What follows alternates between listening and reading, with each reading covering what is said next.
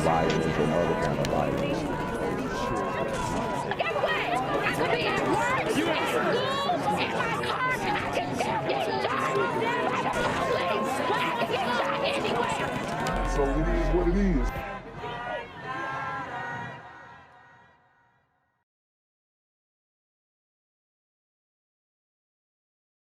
What's good, YouTube? It's the Black Gen Z Mindset. Make sure you go ahead and like, comment, share, and subscribe. And let's get into the video. 100 people who worked for the Washington State Patrol are out of a job. They refuse to comply with the state's vaccine mandate. Cairo 7's Lauren Donovan found WSP has some serious restructuring to do now. We've learned that 92% of the Washington State Patrol workforce is now vaccinated or is complying with the state mandate. And that's higher than what WSP was initially expecting. Wow. So they are firing 127 officers over this mandate. After defunding the police, after doing all these things, they want people to get the procedure, and if you don't, you're getting fired. You know, it's OV, man. Especially what's happening in Washington State. I mean, dude, y'all don't understand. I'm gonna show you though. But now, with more than 120 people no longer working for the department, they'll have to shift some people around to ensure people are protected when they drive on our state's highways. We're sad to see them leave because we didn't want them to leave. 127 people no longer work for WSP because they wouldn't comply with the mandate. Of these, 53 are civil servants, 74 are commissioned officers. Everything from someone who literally just months on the job all the way to decades on the job. 67 troopers, 6 sergeants, and 1 cadet to be exact. We're going to do our best to make sure that you don't see a difference, and that especially if you're in trouble, there's no difference to the time and the resources. Guys. So this guy is assuring you that nothing is gonna happen. All right, business as usual. Well, I mean, I guess that's right, because it's already lawless in the state of Washington. I mean, it's crazy how it's gotten so bad so quickly. That we bring to help you. However, the fact remains, almost 70 troopers will no longer be out on patrol. A knock to the department, which was already short 80 to 90 full-time employees. We're losing not just functionaries and not just folks in the queue next up type thing. We're losing heart and soul with some of these folks. Chris Loftus. Yeah. I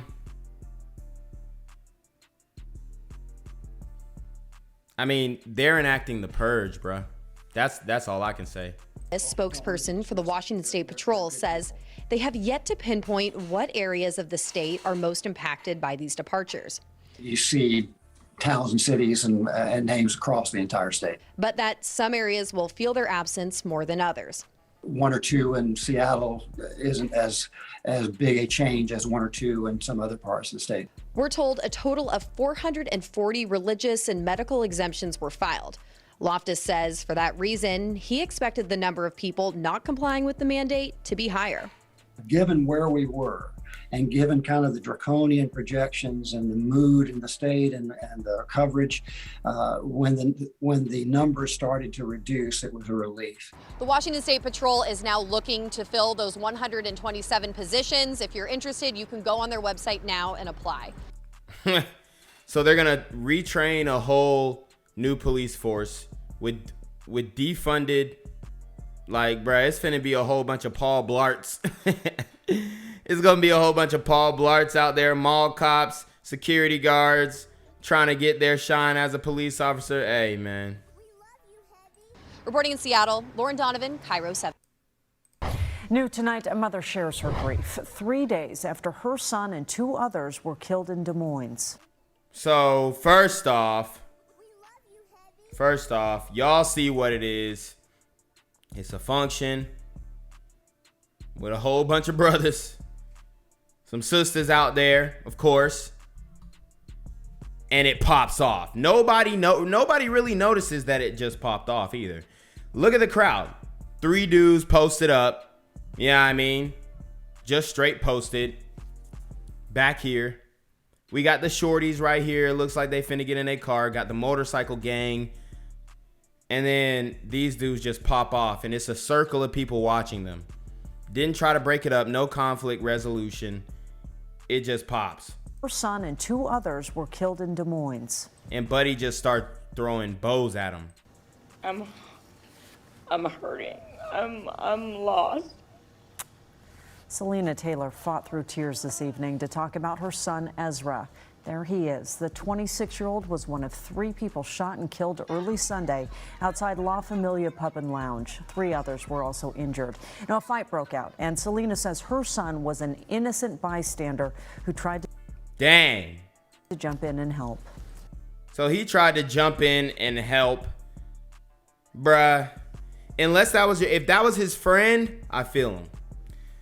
But I don't know, bro. Y'all gotta. Hey, if it's a fight that pops off in the black community, bro, you need to leave that area. Especially if you grown. Now, I can understand if you like in high school, a fight breaks out in your school. But even the high schools ain't safe now. Yo, look at what happened in Texas. So if a fight breaks out in real life on the streets and it's a whole bunch of brothers, you need to be gone. I'm talking about out of here. Who tried to jump in and help. Seeing people, get hurt. He was helping people. And in the midst of protecting, he just got in the crossfire. Well, she says her son was a model and also an aspiring actor. A memorial will take place Saturday evening at La Familia. At this point, police have made no arrests in that case. Crime Stoppers is offering a $3,000 reward for any information that leads to an arrest. He was family to us. For 21 years, Tejpal Singh works 7 days a week at this Linwood Chevron, never missing a single day of work. I spend a lot of time with Paul every day here at the store. To come back in here doesn't feel the same, and it's just very hard. Robbie and Randy Johal are the owners and say Singh was like a father to them. In fact, Singh had been working with their dad for 33 years altogether. Cherished a lot of moments working together here, even when I was in my young teens. Learned a lot from him. So I told you guys about the brothers robbing the bodegas. We've been doing that. That's been a thing.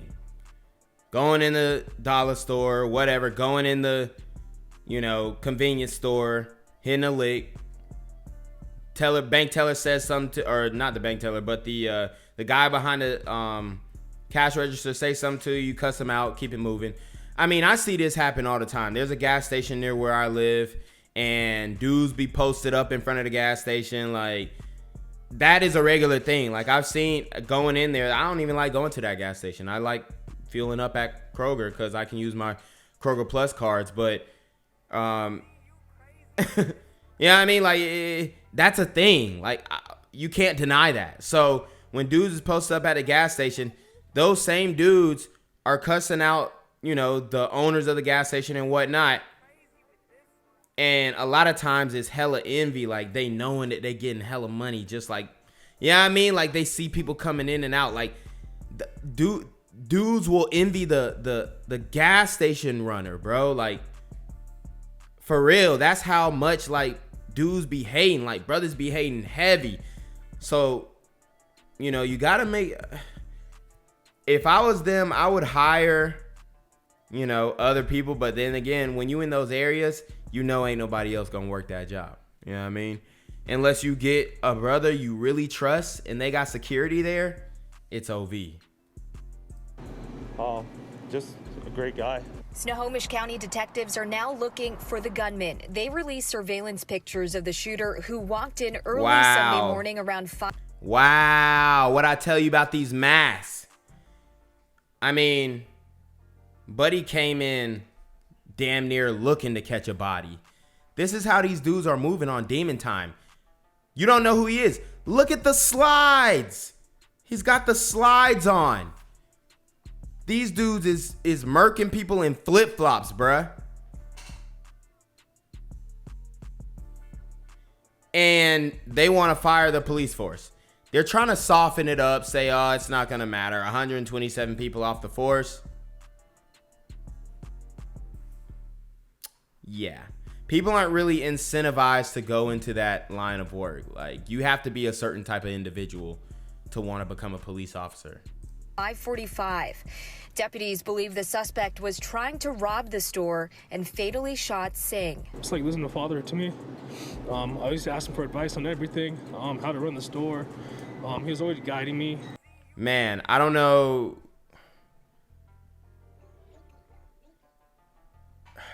He said he was trying to rob the store. Honestly, bro, you got to give it up at that point. But these dudes they'll murk you even if you don't give it up. So that's a thing as well. But live to fight another day. Next day, you have security.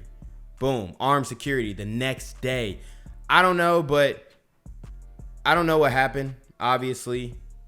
But this is tragic, bro, for real. You know, always caring for me, loving me. Never said no to anything. Had the biggest heart. We're told Singh leaves behind a wife and 3 children. The gas station will hold a vigil to honor. So he's 60 years old, still working at the gas station. You know, because them old timers, man, they hard work every day, wake up, do the same thing. It's admirable, you know what I'm saying? And boom. One encounter with a brother in some slides, busting slack. And it's OV, bruh. Honor his life this Wednesday at 6 o'clock. He had the biggest heart, and that's why he's made such an impact on the community here. And he's just gone too soon. In Linwood, Jennifer Lee, Fox 13 News. Police say the suspect is still on the run tonight, so if you have any information, you can submit an anonymous tip to Crime Stoppers through the P3 Tips app or by calling the number that you see on your screen. I'm Scott Stovall. What started as a call to 911 about gunshots quickly turned into a call for help in an apparent homicide early this morning behind the Heatherstone Apartments in Kennewick. When police arrived, they found a local teen shot to death. Action News reporter Justin Berger is live at the scene. And Justin, it seems like the area is now back to normal. Yes, Scott, I'm standing just up the street from where KPD found the body of Alyssa Moore earlier this morning at the corner of 7th Place and Kent Street. Wow. Young girl, 18 years old, man. Gone. It's the second homicide we've seen here in Kennewick in less than a week.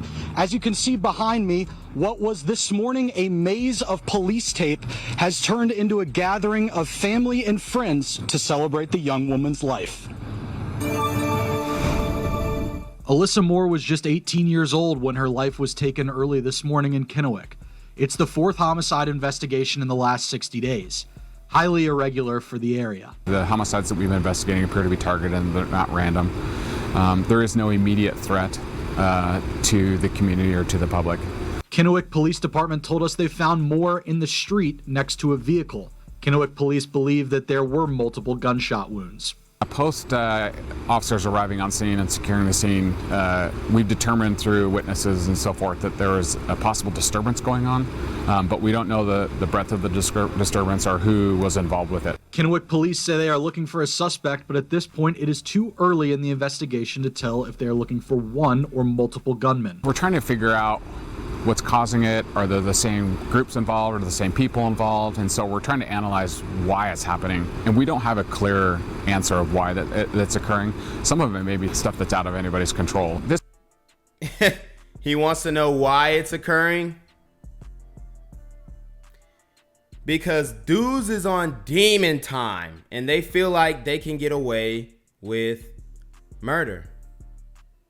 They really do. So that's why it's happening, because they feel like they can get away with it. And a lot of these dudes, they don't mind going to prison for like 5-10 years. They really don't. This particular incident we do not believe is gang-related. Friends and family watched for several hours, helpless and in disbelief, as investigators combed through the crime scene near the boy. Bruh, those are friends and family. Bruh, you can't just B-roll some random dude posted talking about friends and family. Did y'all even interview any of them to see if they knew her? They probably knew who did it. We do not believe is gang-related. Friends and family watched for several hours, helpless and in disbelief, as investigators combed through the crime scene near the Boys and Girls Club. An autopsy is scheduled for later this week. At this time, we have no update from the Kennewick Police Department, but continue to check our website for updates. Live in Kennewick, Justin Berger, Action News. Breaking now. And we are tracking. Breaking now.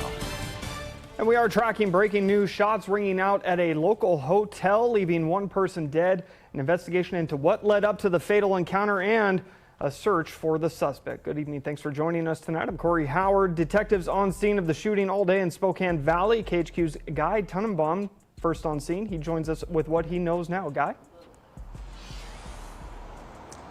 Yeah, hey there, Corey. Spokane County Sheriff said that shots began to ring out at the Ramada Inn on Sullivan in Spokane Valley. The call came in around 10:46 a.m. Multiple people calling in reporting that they heard gunfire. Deputies arrived on scene to find a man who was unresponsive and not breathing.